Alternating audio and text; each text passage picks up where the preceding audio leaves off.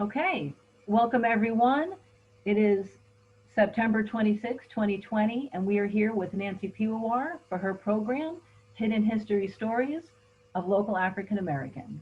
Thank you so much, Nancy. Take it away. Okay, thank you. Good morning to everyone. I want to thank Sarah and the Plainfield Public Library and the local history department and Mary Ellen Rogan for their assistance and co-sponsorship of this talk this morning. I also want to thank all of you for your interest in this topic of hidden stories. Stories that were never told to us in school, and some that happened here in Plainfield, and others that occurred not too far away. I have spent many hours, days, and on and off years reading and absorbing local history books and researching online and in local archives at various places throughout New Jersey. As I would look for information on one topic, I would get distracted by finding tidbits of information of stories about people who were ordinary and yet took extraordinary actions in their lifetimes. Sometimes finding these stories made me mad because I was not taught about them in school. So I started to compile them in my mind and eventually on paper. I really appreciate the opportunity to share some of them with you today. I have shared some of these stories with the school children who visit the Drake House to make history more real to them. I gave this talk a few years back, but I have added some of the slides, and it is a work in progress because there's always room to fill in more information as it's found. Mining local history. People of every place and time deserve a history. This is what Dr. Julian said from the West Virginia Library Association. And this quote has been used by many other local historians.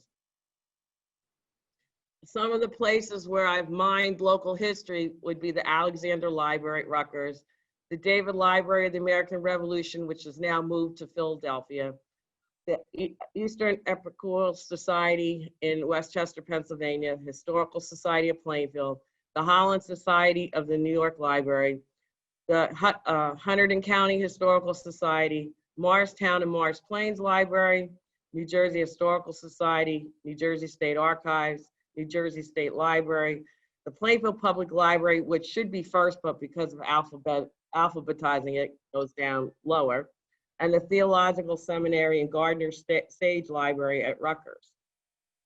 I've also used online resources, Ancestry, Full3, Library of Congress, local historical societies websites, the National Archives, and newspapers.com.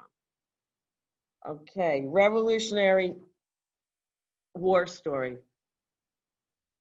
This is an interesting story. It's a new story. It's a work in progress. Since October of 2019, I've been working with a group of men, and we are trying to locate a Revolutionary fort that was in Plainfield in 1777. There's a militia post location, which is in Greenbrook Park, but the exact location of the fort is elusive. We had hoped to be together this spring and summer to do preliminary searching, but due to COVID, that will have to wait. We have pivoted, and we are now looking at online resources, and we're finding more written documentation, but no map of the fort yet. But that's another story for another time. In my search for documents about the fort, I went to the Morristown Library, New Jersey History and Genealogy Center, and I found a written account by a minister about the crossing of the Delaware on Christmas in 1776. It was written many years after the fact, but his recollection was something that I had not heard. He told a story about an African-American, quote, servant who refused to open the door to a loyalist spy who found out about George Washington's plan to cross the Delaware. The servant had to be an enslaved man, and his name was not mentioned.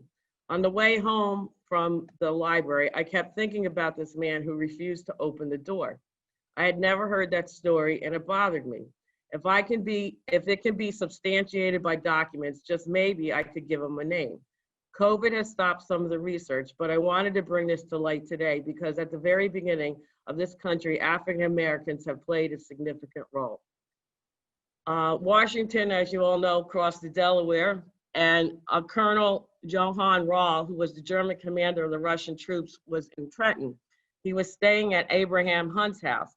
And according to this oral history from this reverend that I found the story in Morristown, the loyalist spy had heard about Washington crossing the Delaware, and he went to this house, and the servant had been told, the slave had been told, do not open the door for any reason, and he did not open the door. There are some legends, and there's a lot of legends about this, but this is the first time I had heard that an African American had an impact on the crossing of the Delaware. Also, a lot of things that people don't realize is that African Americans did help George Washington cross the Delaware and were on the boats that crossed the Delaware. They were part of Glover's regiment from Marblehead, Massachusetts. They were fishermen who fished the North Atlantic, and it didn't matter to them what color you are, because in the North Atlantic, if you're a fisherman, you all had to depend on each other in a major storm. They were a mixed group of men, and they are portrayed at the Christmas Day reenactment of George Washington's crossing in Pennsylvania. You can find a video on C-SPAN History under American Artifacts, George Washington crossing the Delaware, which includes reenactors who portray the Marbleheads. And if you know the famous painting that Leutze did of George Washington crossing the Delaware, there is an African American that's painted there, and he's supposed to represent one of the what they call the Marbleheaders that helped George Washington cross the Delaware. Now I go on to Caesar, and a lot of people know about Caesar, but Caesar lived at the Drake House. The Drake House was built by slaves in 1746. The Drakes owned 4 slaves, Kate, Tom, Tone, and Caesar. But they were freed in Nathaniel Drake's father's will, Isaac, in 1759. Upon his death, Kate, the female slave, was granted her freedom. The 3 male slaves, Tom, Caesar, and Tone, were granted their freedom after 10 years of additional service to the Drake family. Provisions were made in Isaac's will for the estate to provide for the slaves after their manumission. In the background, you can see a copy of the will that's hanging in the Drake House Museum. Caesar lived from 1702 to February 7th, 1806. He lived to be 104 years old. Caesar, the only male slave to remain with the Drakes, was granted his freedom, served in the Continental Forces at the post in Trenton, March 1st, 1780. He was a teamster, and he handled a 4-horse team. The conductor of the brigade was William Davison, and the other members, teamsters, are listed there on the slide. At the time of his service, Caesar was 78 years old. He lived to be 104 years old. He's buried in the Scotch Plains Baptist Cemetery. And Nathaniel, who was a deacon of the church, is also buried there, along with Nathaniel's 2 wives and other family members.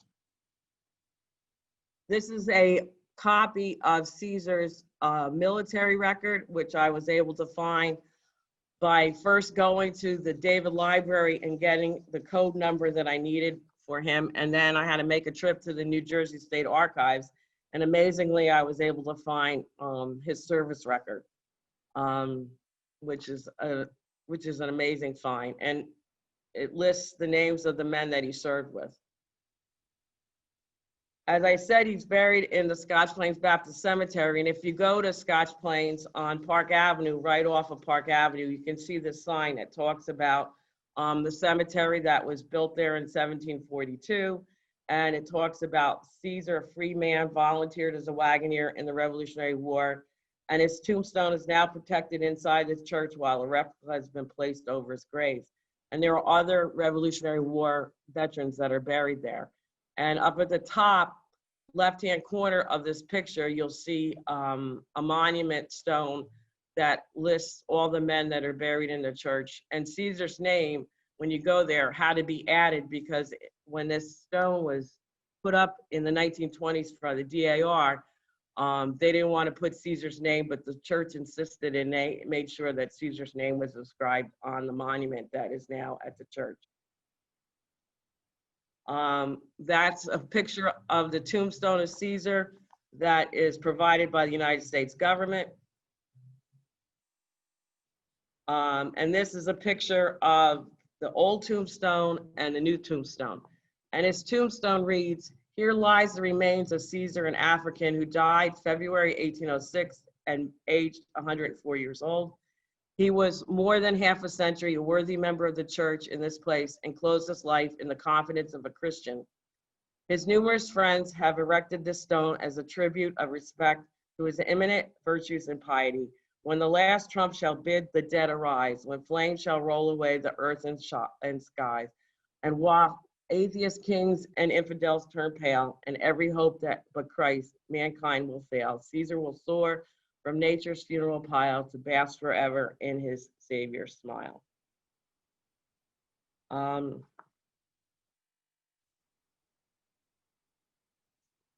Caesar, or Caesar, because his name was spelled both ways, years of weather exposure caused the stone to break and separate, and for a long time, the exact location of Caesar's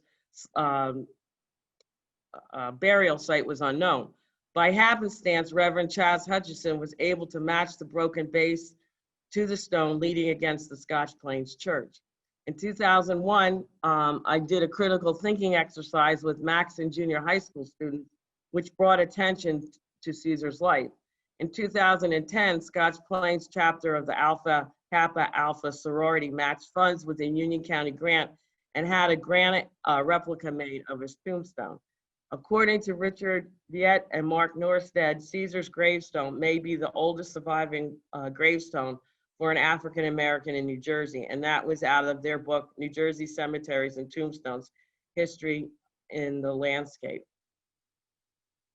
In this picture, you see a blue reflector. The reason there's a blue reflector there is because usually in October, Reverend Chas from the church gives a tour of the cemetery, and that marker, the blue reflector, helps him find the tombstones that he wants to talk about. The next person I want to talk about is Simon, a slave who played a part in a spy plan. But one more thing before I go on to Simon about Caesar. Recently, during this work with the fort, we found a map that showed that the British turned back within a mile of the Drake House. It's the first time I had heard that the British had got so close to the Drake House. They were turned back around the old Warlord Hartridge School, which is now Coney Island Academy, also near Ducray and also near City Brook School. We don't know why they turned around, but my thought after I found that out is that there were a lot of farmers in this area. Most of them had slaves. I'm working on a census to identify the names of the slaves because I really feel that my simple gesture to find out their names and then to say their names, and that way I can honor the people that toiled the soil in Plainfield for many years that have been forgotten and whose histories are hidden. So far, I've located 12 names of slaves that lived on some of the farms in this area. And thinking about the fact that the British were turned around within a mile of the Drake House, I believe that the enslaved people were the force behind the protection of this area during the Revolutionary War. And the British were never able to penetrate anywhere close to the Watchung Mountains here or to the Drake House. And I think that Caesar was probably the person who led, and because he was the elder in the area, and he was probably the one that led the resistance of the African Americans. More has to be studied, but the farmers alone couldn't have turned back the British. There had to be other people that helped, and it had to be the enslaved people. Now on to Simon.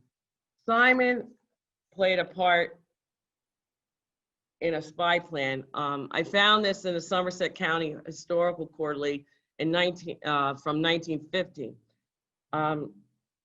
In Bedminster, in an area that was known as Larger or Greater Crossroads, John Sutphin, a spy for Washington, had stables where the American wagon master kept his horses. Sutphin decided to play horse thief in order to find out the enemy's plans. The wagon master was also in on it. So they got Simon, a slave of John Sutphin's relative Gisbert, to open the stable door, and together they hid the horses in the field for 3 days. The American camp was told that the horses were stolen. Simon felt sorry for the horses, so he made sure that in the middle of the night, he would go out and feed them, and he did it in the middle of the night so he wouldn't be discovered. And later, these horses were taken to the British and sold. In this way, Sutphin, with the help of Simon, was able to get into the British camp and obtain information and pass it on to the Americans. And this is a picture of what Bedminster looked at. And in the middle of the map, you can see where Greater Crossroads. It's hard to see, but it's from 1873. And people don't realize that Bedminster had the first artillery up there, and which was a precursor to West Point.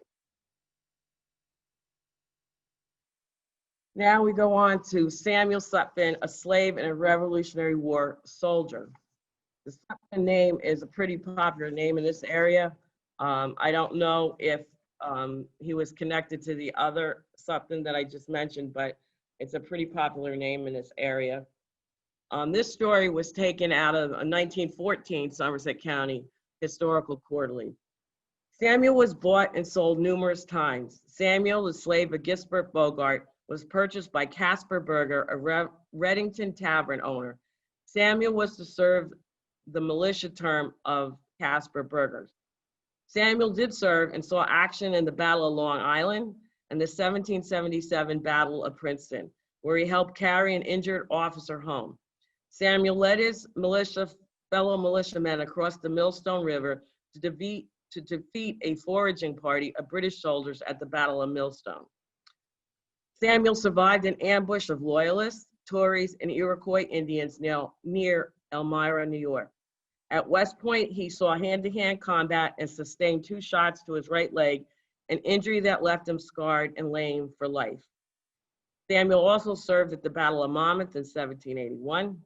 And at war's end, Samuel applied for his freedom from Berger, but Berger renounced his pledge of freedom and instead sold Samuel to Peter Tenike of North Branch. Then he was sold to Reverend John Druria, and finally was sold to Peter Sutphin, whose surname he adopted. Samuel paid for his own freedom. He lived in the Liberty Corner section of Bernards Township, bought a farm, and attended Basking Ridge Presbyterian Church. Later, he and his family transferred to the Liberty Corner Presbyterian Church. Samuel's next battle was with the United States government over his right to receive a war pension. After 5 appeals and 5 rejections, the government reasoned that since he was serving for someone else, he was not entitled to a pension. The New Jersey legislature took matters into their own hands, requested all of Sutphin's pension appeals from Washington, and passed an act for the relief of Samuel Sutphin of Somerset in 1836. Samuel died in 1841, and he may be buried in the Liberty Corner Presbyterian Church Cemetery. According to a friend who may be on this virtual, they're trying to locate his actual burial site at the Liberty Corner Church. This is a picture of a document that was written in 1928. It's from the Adjutant General of the state of New Jersey, the Commissioner of Pensions in DC, and it talks about the rejected claim of Samuel Sutphin as a substitute of his master Cooper Bergen. And there was a transcription mistake in the name of Cooper, and it should have read Casper. And this letter indicates that someone was asking about the pension of Caspar Berger, not about the pension of Sutphin, but about the pension of Caspar Berger. And this was 87 years after Samuel Sutphin died. The reason people ask for transcripts of Revolutionary War service records is if they're trying to get their family member in the DAR or the SAR, Daughters of the American Revolution, or the Sons of the American Revolution. So in 1928, someone was asking about this record, and there was a transcription error, and this letter indicates that. Then this is a picture of the act for the relief of Samuel Sutphin of the county of Somerset that the state legislature passed in March 10th, 1886. It says, being enacted by the Council and General Assembly of the state is hereby enacted by the authority of same that the treasurer of this state for the time being shall, and he is hereby authorized and required to pay to Samuel Sutphin of the aforesaid county, a soldier in the service of the United States in the Revolutionary War, or to his order, the sum of $50 to be paid said Samuel Sutphin annually in quarterly payments from the passing of this act during the lifetime of said Samuel Sutphin, and the receipt of said Sutphin or his order shall be a sufficient voucher to the treasurer for such sums as may be paid by virtue of this act in the settlement of his accounts. So the New Jersey State Legislature actually passed an act in order to pay Samuel money. And he only lived 4 years later, more years, but he did get some money from the state of New Jersey. So the state of New Jersey can do the right thing sometimes. My editorial comment. The next person I want to talk about is Robert Aaron. Robert Aaron was a free Black man who lived in the 18th century in Bedminster. His story begins in 1788, 14 years before he died. His date of birth and place of birth are unknown. We don't know if he was born free or if he was born a slave or how he became free. But until 1788, Robert Aaron's life story is a mystery lost in history. This is one of the reasons why I started learning about African Americans, was because a friend of mine had called me. She'd called me one day and she said, I'm going to a meeting about a cemetery in Bedminster, and the NAACP was involved from Plainfield. And she didn't invite me, but I sort of invited myself because I was off the next day and it sounded interesting. So we drove up to this house in Bedminster. We went to stranger's house and we were sitting there talking about the cemetery, and lo and behold, one thing led to another, and I found out the man's name was Robert Aaron. Within an hour getting home, I was able to find a will for him, and that's how the story of Robert Aaron got started, and that's where a lot of my interest in African American history started. The colonial African American story of Robert Aaron begins when he married Maria VanDoren on March 20th, 1788. The marriage record of Robert Aaron and Maria VanDoren can be found in the marriage records of free Negroes of the Zion Evangelical Lutheran Church at New Germantown, which is now Oldwick, New Jersey. The first service of the Zion Evangelical Lutheran Church was held at the home of Marie and Jora Van Guinea, freed slaves, on August 1st, 1714. The Zion Church was built in 1749, 50 on Main and Church Streets in Oldwick, and is the oldest Lutheran church in New Jersey.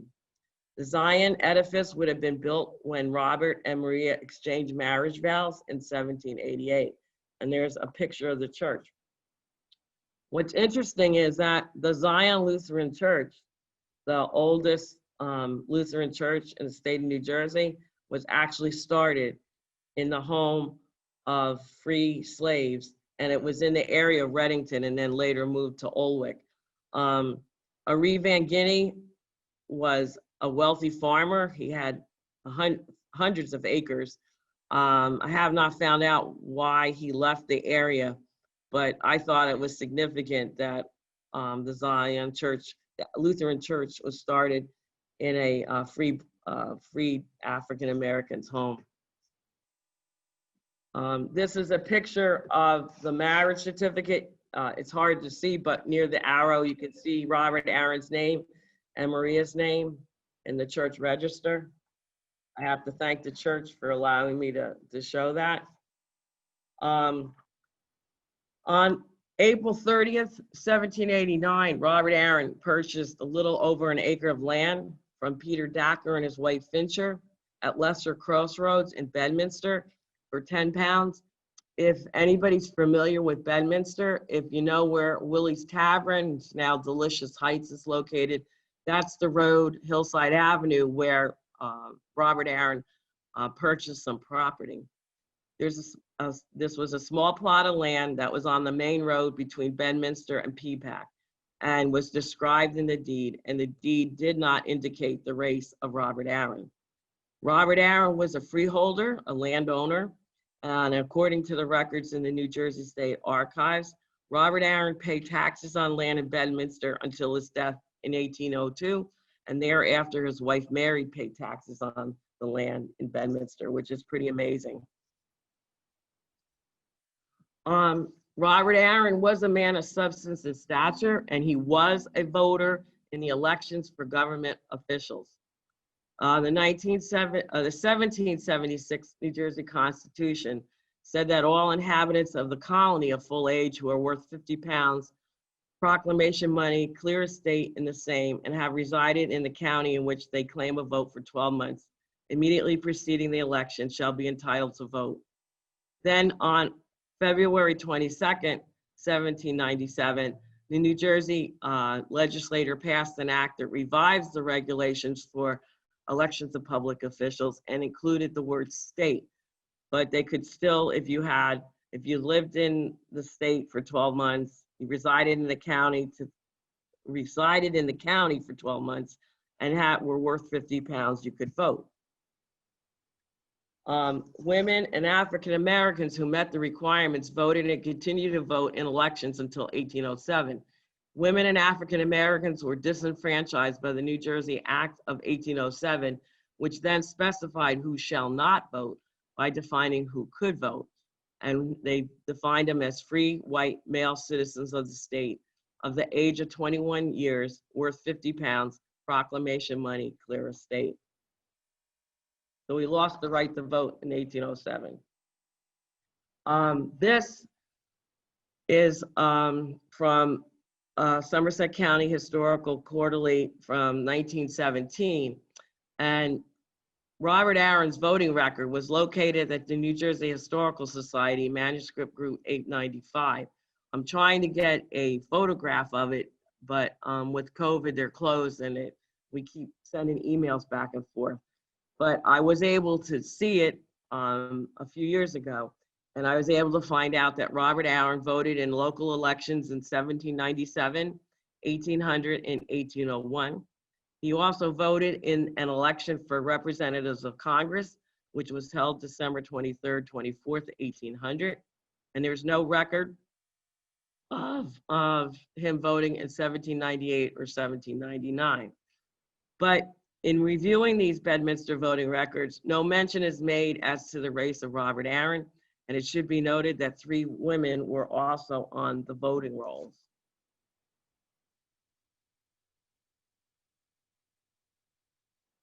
It's significant that Robert Aaron's voting record is still existing because very few voting records have survived. Today, the voting records are only held for 7 years.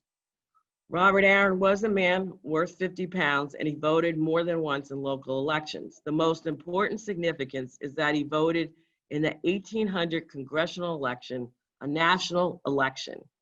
Robert Aaron voted for the Democrat Republicans, the party of Thomas Jefferson. Robert Aaron is one of the earliest African Americans known to have voted in a national election, and he may have been the first known African American to have voted in the United States. I recently saw an article that people have been working on. It was in the New York Times, somebody sent me, and they identified an African American voter that voted in 1801, but Robert Aaron had voted in 1897, so he may be the first one to have voted in the United States, where people are still searching records. Up until now, Thomas Mundy Peterson was the first African American to vote under the 15th Amendment, March 31st, 1870 in Perth Amboy in a municipal election. But Robert Aaron voted in a municipal election in 1797, 73 years earlier. So the distinction is whether under the 15th Amendment, Thomas Mundy Peterson was the first one to vote, but people forget that African Americans had the right to vote prior to the 15th Amendment until the vote got taken away. Prior to Robert Aaron's last voting record on October of 1801, Robert, a free black, and 2 slaves purchased property in Bedminster on June 22nd, 1801 for $3 for a Negro burial ground. The property is only 66 feet by 66 feet, and it was located on the main road between Bedminster and Peapack.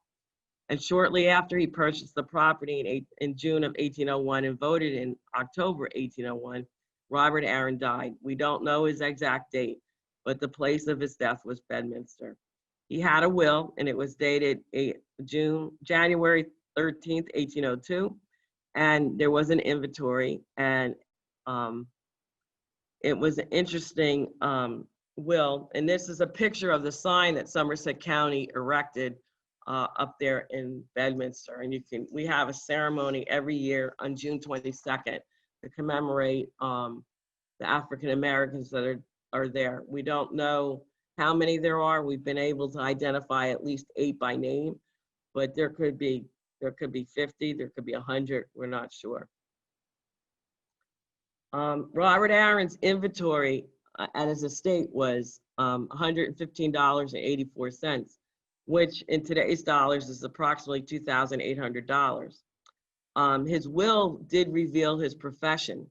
He had 7 hives of bees and 9 empty beehives, which represented 19% of his inventory and which showed his wealth. So it turns out that Robert Aaron is one of the earliest documented beekeepers in the state of New Jersey. And why is beekeeping important? Well, we were all farmers in this area, and bees were the way to pollinate all the crops. So many crops today are still pollinated by bees, and they're a necessary insect. And Robert Aaron knew how to be a beekeeper.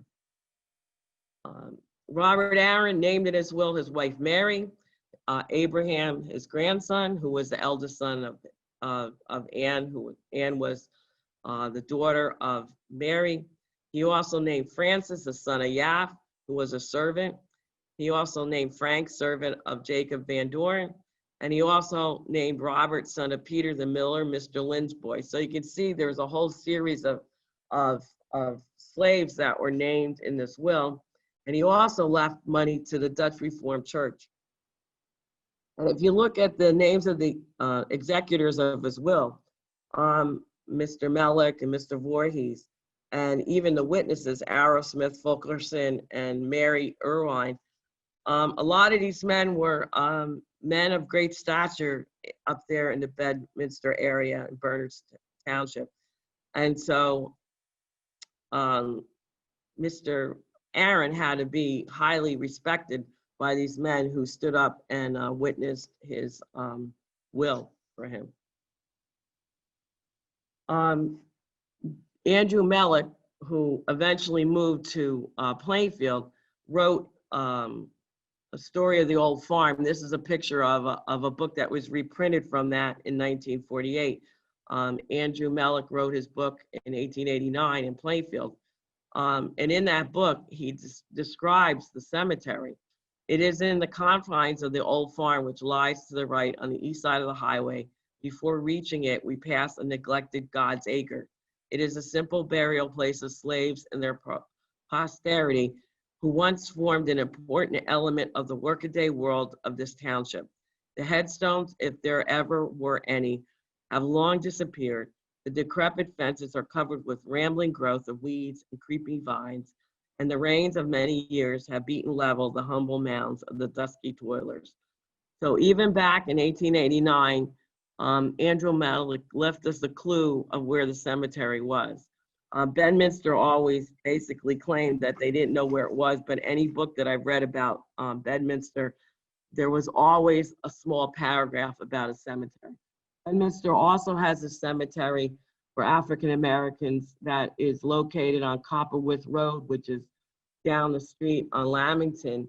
And there was a lot of Civil War veterans buried in that cemetery. And it's from the Presbyterian Church up there. And believe it or not, it's right next to Trump National Golf Course. Ambo I learned about Ambo from Leanne Manna, who is a trustee of the Historical Society. She lives in the Rahway, Linden area. And Ambo is buried in the cemetery next to the Merchants and Drovers Tavern, if you've ever passed it by.